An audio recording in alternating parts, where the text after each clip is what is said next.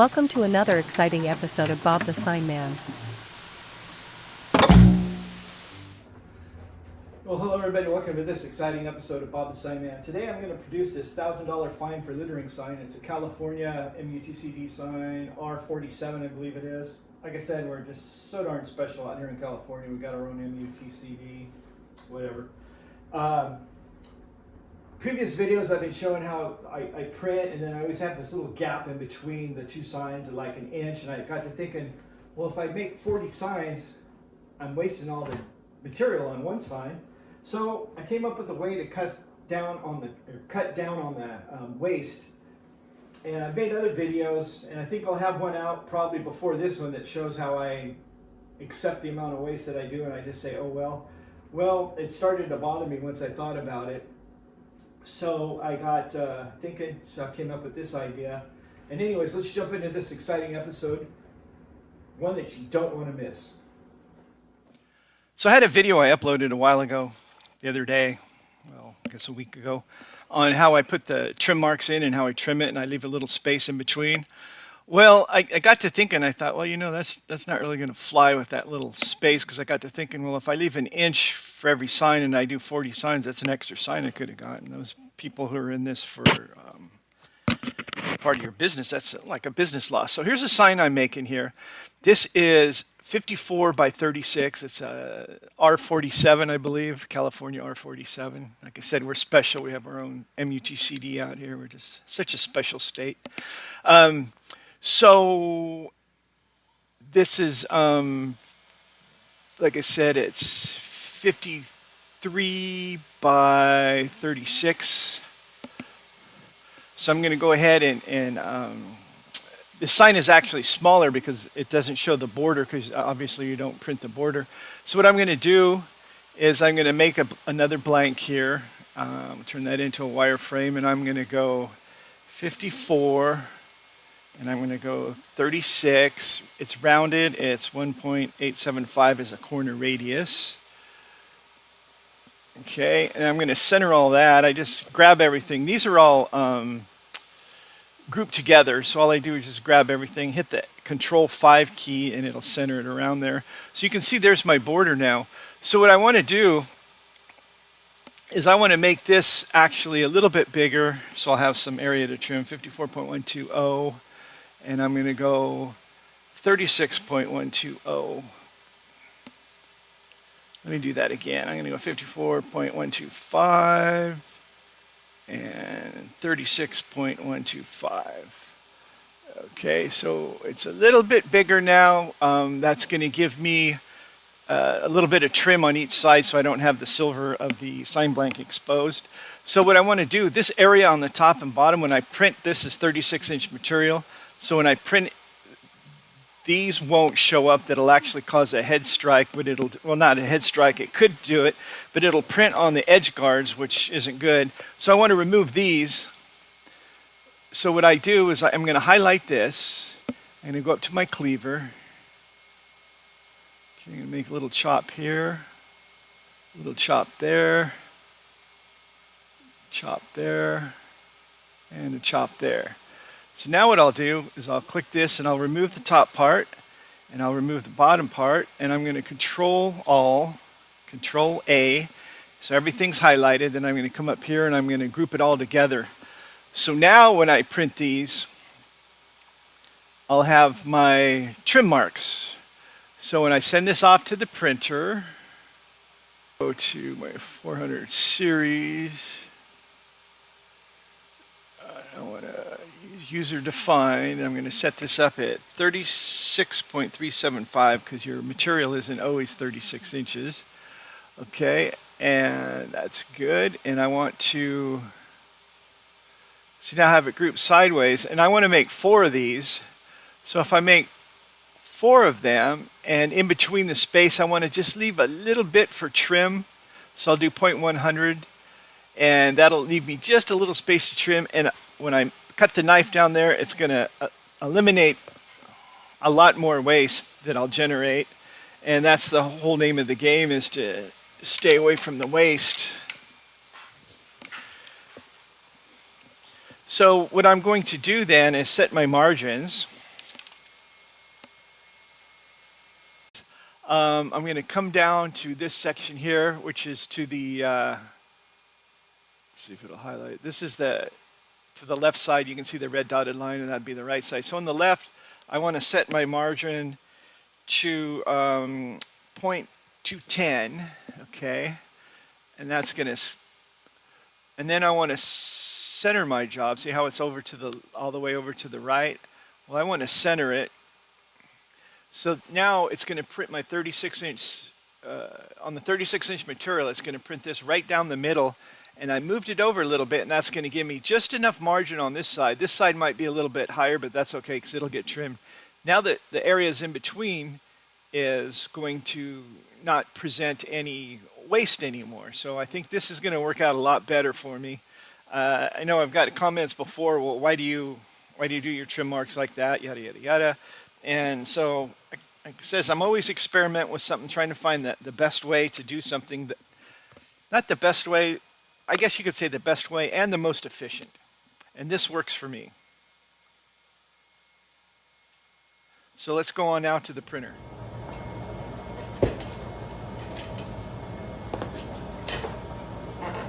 Okay, now that I have that set, I'm just gonna, all my parameters set, I'm just gonna go ahead and put send it off to the printer. There we go.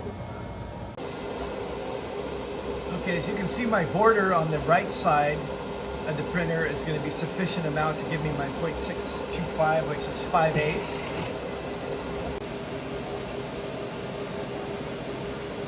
Okay, on the left side of the printer, that's going to give me more than enough too. Also, the 0.625 is required for the sign blank from the edge of the border to the edge of the blank, where the black line is. That's going to be the 0.65. Now give me room to trim.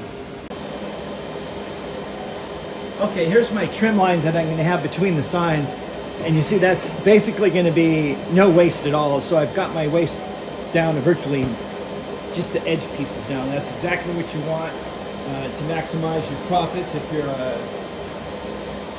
in business for yourself. If not, you should still be just looking after your waste. It's not good to waste material when you don't have to. So I'm going to start applying this, and I think this is going to work out a lot better in the future. All right, there you can see my cut lines, and it's very little space now, which is good because that's just less material to be trimmed off and tossed out. I got those just enough so I can trim them.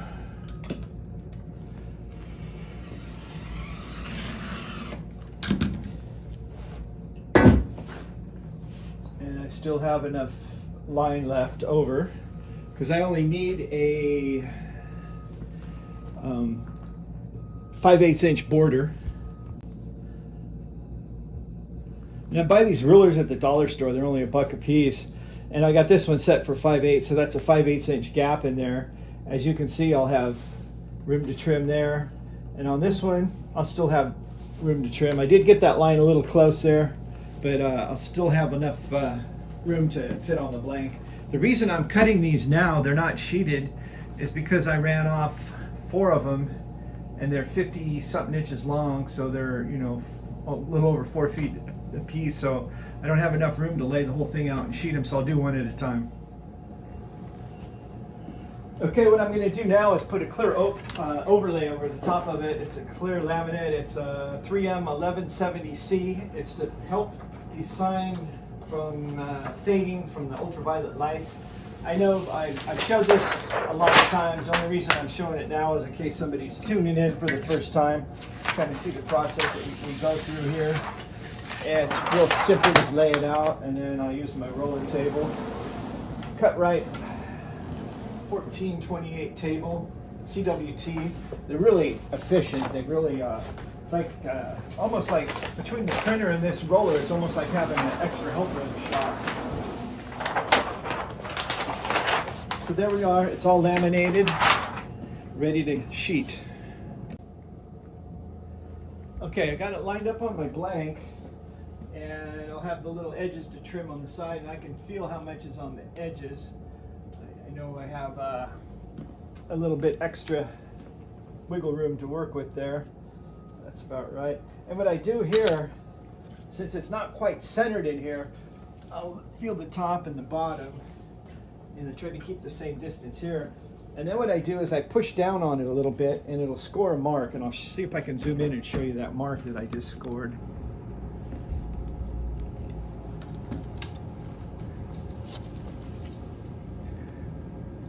Okay, you can see that little white mark right there, just by pushing down on it.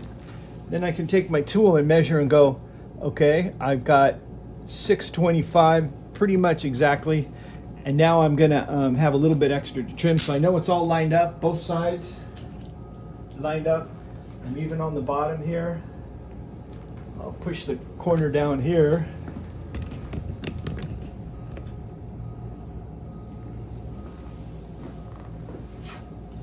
Make sure I have my 625 line there.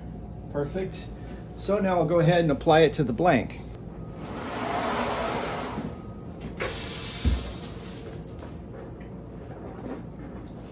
Just peel off the backing.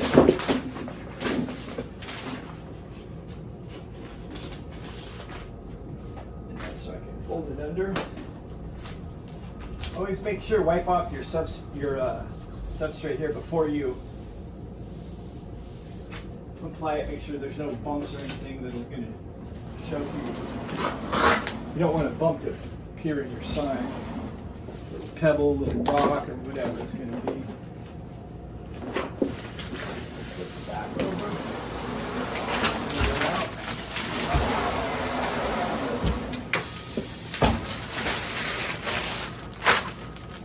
Okay, now I'm going to trim it up.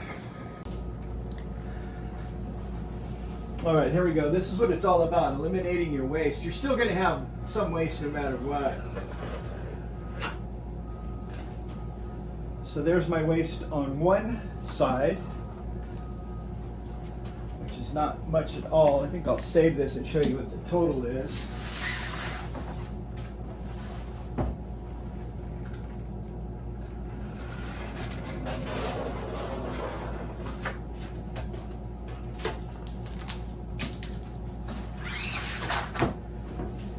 Corners off.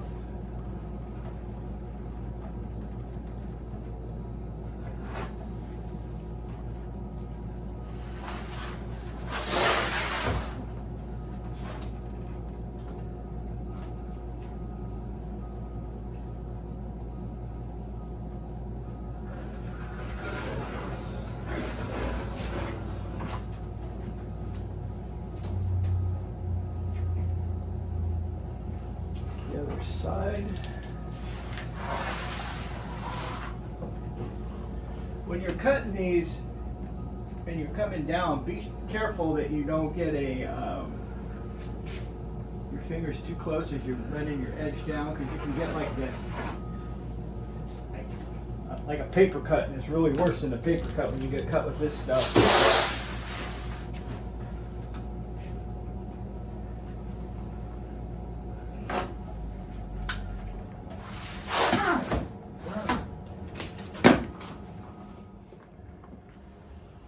Okay, here's my California R47 sign.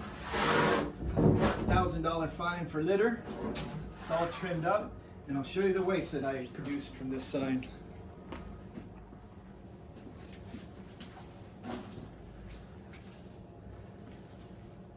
All right, here's the scrap waste I produced from the sign, which is virtually nothing. That's good. I mean, you're always going to have a little bit, and there's no way to get it down to zero.